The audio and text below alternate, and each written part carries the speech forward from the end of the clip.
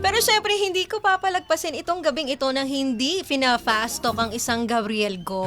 Pero safe tayo, syempre. Safe tonight, oo. Eto na, ready ka na, Sir Gab? Kukuha lang ako ng kodigo. Ayan, huwag ka na kumuha ng kodigo. Eto na, kalsada o opisina? Kalsada. Umaga o gabi sa duty? Umaga. Ulan o tirik na araw sa kalsada? Ay, gusto ko mainit. Tirik Ay, na araw. bus lane violator o motorcycle counterflow? Motorcycle counterflow. Ticket muna o warning muna? Ticket.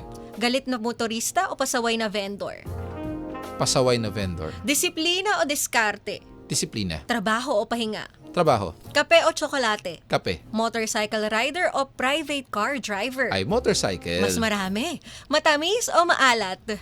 Sa maalat ako. Oy, alin ang mas nakaka-stress? Counterflow o illegal parking? Illegal parking. Classic bike o sports bike? Sports bike. Manila o province? Province. Beach o bundok? Bundok. Street food o lutong bahay? Lutong bahay. Long ride o short ride? Long ride. Mainit o malamig? Malamig. Movie night o tulog?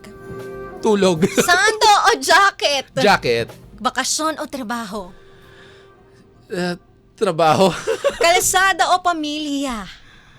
Pamilya. Kung ihahalin tulad mo ang sarili mo sa ulam, ano yun at bakit? Kaya parang nahirapan ako doon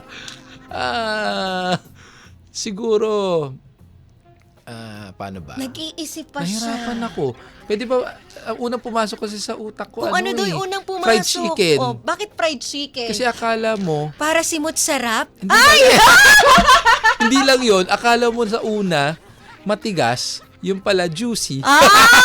Taray na na! Gusto ko yun Gusto ko yun Naku, maraming salamat, Sir Gabgo. Gusto ko yung akala mo matigas pero sa huli juicy. Galing kay Sir Gabriel Goyan. Screenshot nyo na yung screen record nyo na yan.